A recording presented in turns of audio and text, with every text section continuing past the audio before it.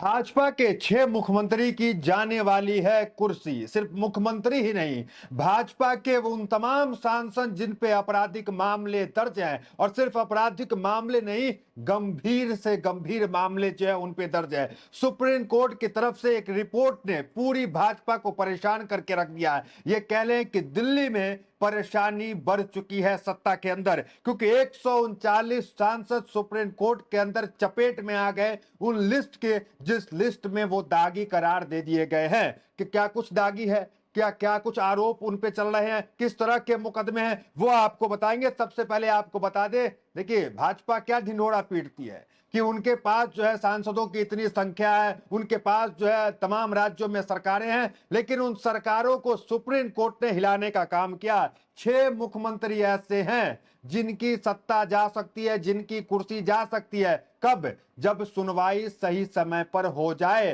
क्योंकि गंभीर मामले जो है उनके ऊपर दर्ज है। आखिर कौन से वो 6 मुख्यमंत्री भाजपा शासित राज्य के ऐसे हैं जिनकी गद्दी सुप्रीम कोर्ट छीन सकता है, वो आपको बताएंगे। और उसके साथ साथ इस वीडियो में ये भी बताएंगे 139 कौन वैसे सांसद हैं, और वो सांसद जिनकी कह लें कि सदस्यता जो है वो खत्म हो सकती है। आपको मालूम है भारत के अंदर एक कानून है कि जो भी सांसद है उनको अगर सजा जो है वो 3 साल से ज्यादा हो जाता है तो सीधा सीधा उनकी जो संसदी है वो खत्म होने का काम होता है। आपने देखा विपक्ष के नेता राहुल गांधी को सजा हो गई थी, तो उसके बाद क्या हुआ, उनकी सांसदी चली गई थी, बाद में सांसदी बहाल हुई जब सजा उनकी खत्म हुआ। ये तमाम चीज आपने देखने का काम किया। लालू यादव के साथ क्या हुआ, लालू यादव को सजा हुई, उनकी सांसदी चली गई, वो चुनाव नहीं लड़ सके। तो कई ऐसे नेता फेरिस्त में नाम है, और अब जो है 139 सांसद बीजेपी के हैं जिनकी सदस्यता जा सकती है। ये तो सिर्फ सांसद है। 6 मुख्यमंत्री जो है वो आने वाले समय में चुनाव नहीं लड़ सकते हैं, और अभी भी उनके ऊपर जो है वो सस्पेंशन का जो खतरा है वो मंडरा रहा है, वो आपको बताएंगे। देखिए 139 सांसद कम नहीं होते हैं। ये कह ले कि मोदी सरकार की जो संसद में वो बैठते हैं ना, संसद आदि खाली हो जाएगी अगर वक्त पे कार्रवाई सीजीआई सूर्यकांत कर दे। देखिए आप जानते हैं कि जो एमपी एमएलए कोर्ट होता है, एडीआर की रिपोर्ट में यह भी सामने आया है कि एमपी एमएलए कोर्ट में 5000 से ज्यादा मामले पेंडिंग है। और ये मामले पेंडिंग क्यों होते हैं? क्योंकि जो सांसद और विधायक हैं इनका प्रभाव इतना ज्यादा होता है कि पुलिस जो है जांच भी नहीं करती है, और अब जांच नहीं करेगी पुलिस तो मामला आगे नहीं जाएगा। अब आगे नहीं जाएगा तो कोर्ट किसी नतीजे पे नहीं पहुंच पाएगा। यही कारण है कि 5000 से ज्यादा मामले एमपी एमएलए कोर्ट में पेंडिंग है, और इन मामले को सही समय पे देखा जाए, इस मामले पे सही समय पे जांच किया जाए, तो समझिए कि मोदी सरकार की जो संसद में वो बैठते हैं ना, वो आधे से ज्यादा खाली होने का काम होगा। और ये जो 6 मुख्यमंत्री हैं इनकी भी कुर्सी जाने का मामला आएगा सामने। सबसे पहले आपको हेडलाइंस बताते हैं क्या कुछ है, फिर उसके बाद तमाम आंकड़ों पे आते हैं जो एडीआर की रिपोर्ट सुप्रीम कोर्ट की तरफ से आई है। देखिए सबसे पहले 14 of 28 chief minister face serious criminal case, supreme court told. मतलब 28 मुख्यमंत्री में 14 मुख्यमंत्री दागी हैं। 45% सांसदों पर क्रिमिनल केस, 14 मुख्यमंत्री पर भी कई मुकदमे, सुप्रीम कोर्ट में रिपोर्ट पेश।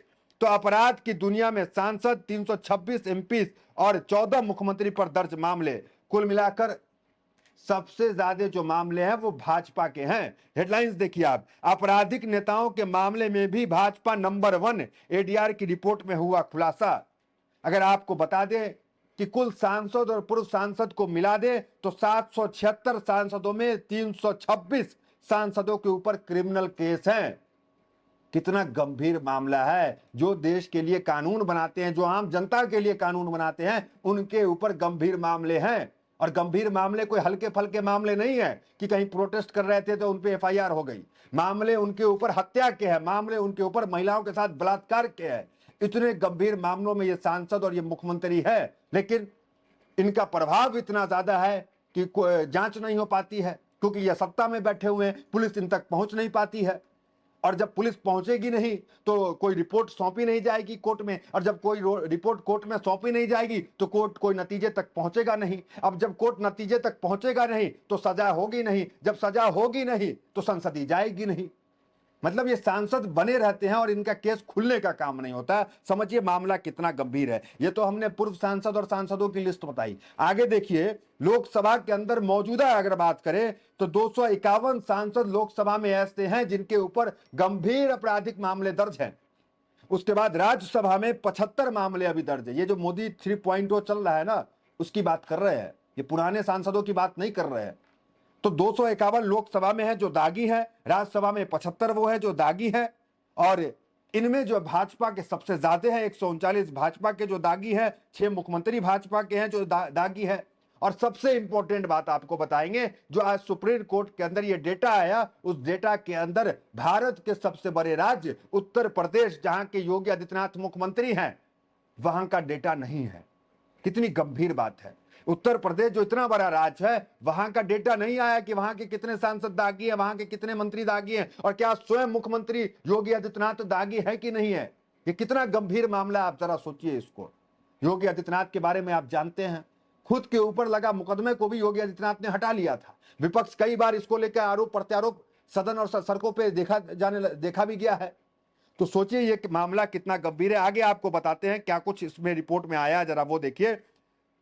तो लोकसभा में 251, राज्यसभा में 75 सांसद जो है वो दागी हैं। देखिए 170 जो है, इन टोटल में जो 170 हैं वो गंभीर मामले में दर्ज हैं, जिनके ऊपर महिलाओं के साथ छेड़छाड़, बलात्कार, हत्या, अपहरण, डकैती, इन तरह के मामले दर्ज है। लेकिन इसके ऊपर नतीजे पे वो नहीं आती है कोर्ट, क्योंकि आप जान रहे हैं पुलिसिया जो है वो किस प्रकार से एक आम आदमी के साथ पुलिस व्यवहार करती है, और एक सांसद विधायक सत्ता पक्ष के साथ कैसा व्यवहार है वो तो आप जानते ही है। तो ये तमाम चीजें निकल के अभी आ रही है। और एक चीज और इस रिपोर्ट में देखने को मिला, जो जितना दागी है उनकी संपत्ति उतना ही ज्यादा है।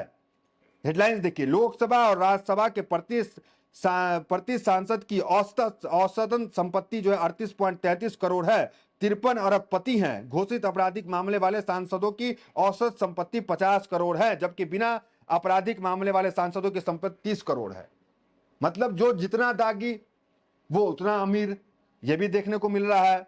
और शुभेंदु अधिकारी जो बंगाल में नए नए मुख्यमंत्री हैं, शुभेंदु अधिकारी के ऊपर जो है वो 29 मामले दर्ज हैं। देखिए हमारे सहयोगी संस्थान टाइम्स ऑफ इंडिया के रिपोर्ट के अनुसार तेलंगाना के मुख्यमंत्री रेवंत रेड्डी पे 89, शुभेंदु अधिकारी पे 29 मामले दर्ज हैं। कर्नाटक के मुख्यमंत्री डीके शिवकुमार और आंध्र प्रदेश के मुख्यमंत्री एन चंद्रबाबू नायडू के ऊपर 19 मामले दर्ज हैं। तो ये बातें निकल के अभी सामने में आ रही है। सोचिए कितना गंभीर मामला है। बीजेपी का जरा ग्राफ दिखाइए, ये बीजेपी का ग्राफ है। सबसे ज्यादा मुकदमे जो है वो बीजेपी के ऊपर है, उनके नेताओं के ऊपर है, ये वो ग्राफ कहता है। तो कुल मिलाकर जो मांग है, याचिकाकर्ता ने जो याचिका लगाई है विजय हंसारिया ने, उनकी मांग यह है कि इन तमाम मामले की सुनवाई जल्द से जल्द हो, ताकि जो सांसद है, जो दागी है, गंभीर मामले में दागी है, उनको जेल जाना पड़े।